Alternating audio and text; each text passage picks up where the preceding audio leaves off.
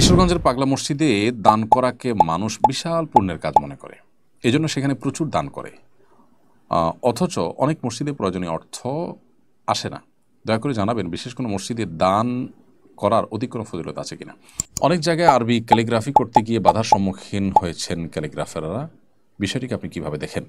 বন্যার সময় দুর্যোগ কবলিত এলাকায় অনেক সময় লাশ দাফন করার সুযোগ থাকে না, কারণ অনেক সময় চারদিকে থাকে অথই পানি। অবস্থা করণীয় কি? আল্লাহ মাফ করুন, এরকম ভয়াবহ পরিস্থিতি আমরা দেখেছি। লাশ দাফন করাটা যেহেতু ফরজে কেফায়া আমল, পুরো এলাকাবাসীর উপরে কর্তব্য, বিধায় সব এলাকাবাসীর চেষ্টা করা উচিত কোনো না কোনো উপায়ে লাশ দাফনের ব্যবস্থা করা। যদি একান্ত সেটি না হয়, লাশ ভাসিয়ে যতদূর সম্ভব নিয়ে হলেও যেখানে মাটি আছে সেখানে দাফন করার উদ্যোগ গ্রহণ করা উচিত। সেটাতে তাদের সাধ্যের মধ্যে যদি থাকে 2 মাইল 4 মাইল 5 মাইল 7 মাইলও যদি নেওয়া লাগে, তাহলে ভাসিয়ে সেটা নেওয়া উচিত দাফন করার জন্য। কোনো কোনো এলাকায় দেখা যায় যে দাফন করতে না পারার কারণে তারা সেখানে করেন, আপনার লাশ ভাসিয়ে দেন এবং একটা চিরকুট লিখে দেন। লেখা থাকে যে এই যেখানে যাবে, লাশ যেখানে যাবে সেখানে দাফন করা হবে এবং আপনারা দাফন করেন, এরকম দাফন করবেন লাশ পেলে, সেরকম করে লিখে দেওয়া হয়। এটাও একটা প্রক্রিয়া ভালো, যে নিজেরা যদি যাওয়ার মতো সুযোগ না থাকে। বাট এরকম বাংলাদেশের প্রেক্ষিতে আমরা বলতে পারি বেশিরভাগ ক্ষেত্রেই এরকম পরিস্থিতি খুব কমই হয়। আপনি এক এলাকাতে পারবেন না, আরেক এলাকাতে পারবেন, কলার ভেলায় করে বাসিয়ে বাসিয়ে নিয়ে যেতে পারবেন। যতটুকু পারেন আপনি লাশ মাটিতে দাফন করবেন, এটা সম্মানজনক এবং এটা করা আমাদের কর্তব্য, ফরজে কেফায়া কাজ। কিশোরগঞ্জের পাগলা মসজিদে দান করাকে মানুষ বিশাল পুণ্যের কাজ মনে করে, এজন্য সেখানে প্রচুর দান করে। অথচ অনেক মসজিদে প্রয়োজনীয় অর্থ আসে না। দয়া করে জানাবেন, বিশেষ কোনো মসজিদে দান করার অধিক কোনো ফজিলত আছে কিনা। প্রথমত, পৃথিবীতে 3টা মসজিদ, মক্কার মসজিদে হারাম, মদিনার মসজিদে নববী এবং ফিলিস্তিনে মসজিদুল আকসা, এই 3টা মসজিদ ছাড়া অন্য যে মসজিদগুলো আছে সব মসজিদগুলো সাধারণ। কোনো স্পেসিফিক ফজিলত থাকতে পারে কোনো মসজিদে, যেমন মসজিদে কুবাতে 2 রাকাত নামাজ পড়লে, বাহির থেকে গিয়ে 2 রাকাত নামাজ পড়লে একটা উমরার সওয়াব পাওয়া যায়। এর বাইরে অন্য সব মসজিদগুলোতে নামাজ পড়ার সওয়াব সমান, দান করার সওয়াব সমান। দান করার ক্ষেত্রে সওয়াবের কম বেশি নির্ভর করতে পারে মসজিদের গুরুত্বের বিচারে। একটা জায়গা খুব ইম্পর্টেন্ট জায়গা, সেখানে অনেক মানুষের নামাজ পড়া দরকার, মসজিদ নাই সেখানে, বা মসজিদ জরাজীর্ণ, সেখানে দান করলে, সেখানে যদি তাদের কোনো ব্যবস্থা না থাকে এলাকাবাসীর, তো আপনি বেশি সওয়াব পাবেন। এটা ভ্যারি করবে বা নির্ভর করবে আপনার পরিস্থিতির উপরে। কিন্তু পাগলা মসজিদ এমন কোনো মসজিদ না যেখানে দান করলে অতিরিক্ত সওয়াব হবে বা সেখানে দান করলে মনের আশা পূরণ হবে। এটি মানুষের নিছক ধারণা, অনেক দিন থেকে চলে আসছে। এই ধারণা থেকে সেখানে মানত করলে বা সেখানে দান করলে সেটা বরং একটি ভুল কাজ হিসাবে বিবেচিত হবে। পাগলা মসজিদের যে অনেক বেশি দানের টাকা থাকে, এই টাকাগুলো কি করা উচিত? এই প্রশ্ন উত্তর আমরা বলতে চাই যে কোনো মসজিদের ফান্ডে যদি অনেক বেশি টাকা চলে আসে, যেটা ওই মসজিদের প্রয়োজন নাই, ইসলামী শরিয়ার বিধান অনুযায়ী ওই টাকাটা অন্যান্য মসজিদের জন্য ব্যয় করা হবে।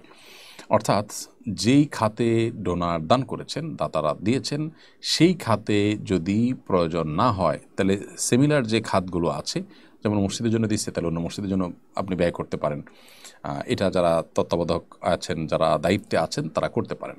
অতএব অন্যান্য মসজিদের উন্নয়নমূলক কাজে এই টাকাটা তারা ব্যয় করে দিবেন। আর আমরা যারা এরকম মসজিদকে দানের জন্য ফিক্সড করে নেই এবং মনে করি যে এখানে দান করলে আমার বিশেষ কোনো লাভ হবে বা বিশেষ সওয়াব হবে, তারা সম্পূর্ণ ভুলের মধ্যে আছেন এবং এই জায়গাতে তাদের বেরিয়ে আসা উচিত। ইসলামে কোনো কুসংস্কারের কোনো স্থান বা সুযোগ কিন্তু নেই। অতএব এই জিনিসটা আমাদের প্রত্যেককে জানতে হবে। আজকাল অনেককে দেখা যায় যে শুধুমাত্র এই পাগলা মসজিদই নয়, এরকম আরও বেশি বিশেষ জায়গাকে তারা দানের জন্য নির্ধারণ করেন, ইবাদতের জন্য নির্ধারণ করেন। নবী সাল্লাল্লাহু আলাইহি ওয়াসাল্লাম বলেছেন, লা তুশাদ্দুল রিহালু ইল্লা ইলা সালাসাতি মাসাজিদ। 3টি মসজিদ ছাড়া পৃথিবীতে অন্য কোনো মসজিদে দূর থেকে সফর করে যাওয়া, অর্থাৎ সওয়াবের উদ্দেশ্যে সেখানে গেলে সওয়াব হবে, এরকম করে যাওয়া জায়েজ নাই। অথচ আমি অনেক জায়গার কথা জানি যে এরকম মানুষ করে। যেমন রাজশাহী এয়ারপোর্ট থেকে আপনি যখন নওগাঁর দিকে যাবেন বা বগুড়ার দিকে যাবেন, পথে যেতে হাতের বামে একটা বড় দিঘি পড়ে এবং ঐতিহাসিক একটা মসজিদ পড়ে। সেখানেও হিন্দু মুসলিম অগণিত মানুষ আসে এবং টাকা পয়সা দিতে থাকে, মানত করে থাকে। এগুলো সবগুলোই কিন্তু কুসংস্কারাচ্ছন্ন বিষয়। অনেক জায়গায় আরবি ক্যালিগ্রাফি করতে গিয়ে বাধার সম্মুখীন হয়েছেন ক্যালিগ্রাফাররা। বিষয়টিকে আপনি কিভাবে দেখেন? দেখুন, ক্যালিগ্রাফি যদি ইংরেজি হতে পারে, বাংলায় হতে পারে, তাহলে আরবি হতে সমস্যা কোথায়? এদেশে শত শত বছরের ঐতিহ্য অ্যারাবিক ক্যালিগ্রাফি। এদেশের প্রাচীন যে সমস্ত আপনার পুরাকীর্তি আছে, বিল্ডিং ভবনগুলো আছে, সেগুলোতে আপনি দেখবেন যে অ্যারাবিক ক্যালিগ্রাফি রয়েছে। তাজমহলের মতো জায়গায় যেটা নিয়ে আমরা গর্ব করছি, সেটা পরিপূর্ণ অ্যারাবিক ক্যালিগ্রাফি দিয়ে, কোরআনিক আয়াত দিয়ে। অতএব আমরা যদি ভাষা হিসাবে সব ভাষাকে আল্লাহর সৃষ্টি মনে করি, তাহলে কোনো ভাষার প্রতি আমাদের অবজ্ঞা থাকা উচিত না। ইংরেজি ক্যালিগ্রাফি হতে পারে, বাংলা ক্যালিগ্রাফি হতে পারে, অ্যারাবিক ক্যালিগ্রাফি হতে পারে। এটা যারা করছেন তারা সেকেলে, তারা পশ্চাৎপদ এবং তারা পিছিয়ে আছেন আমি মনে করি। অন্য 10টি ভাষার মতো এদেশের সংখ্যাগরিষ্ঠ মানুষ যে ভাষার প্রতি তাদের ধর্মীয় কারণে বিশেষ ভালোবাসা আছে, সেই ভাষার ক্যালিগ্রাফি হতে সমস্যা কোথায়? অন্য যে কোনো ভাষায় হতে পারে, সেই ভাষার ক্যালিগ্রাফি হতে যদি কেউ বাধা দান করেন, তাহলে সেটি বাড়াবাড়ি ছাড়া কিছুই নয়। তবে আমরাও যারা ক্যালিগ্রাফি করছি তাদেরও মাথায় রাখা দরকার যে যেখানে একটা ক্যালিগ্রাফি আছে, ভালো ক্যালিগ্রাফি বাংলা বা ইংরেজিতে, সেটাকে মুছে সেখানে অ্যারাবিক ক্যালিগ্রাফি আমাকে আঁকতে হবে ব্যাপারটা সেরকম না। তারাও যেন সীমালঙ্ঘন না করেন, বাড়াবাড়ি না করেন, সে বিষয়টিও খেয়াল রাখতে হবে। এখন অনেকগুলো প্রশ্ন আপনাদের রয়েছে, যেগুলোর উত্তর আমরা দিতে পারিনি। আল্লাহ যদি তৌফিক দান করেন, পরবর্তীতে আমরা কোনো এক সময় আপনাদের উত্তর দেবো। আজ এই পর্যন্ত। আল্লাহ আমাদের সবাইকে ভালো রাখুন, সুস্থ রাখুন, নিরাপদে থাকুন। ওয়া জাযাকুমুল্লাহু খাইরান। আসসালামু আলাইকুম ওয়া রাহমাতুল্লাহি ওয়া বারাকাতুহু।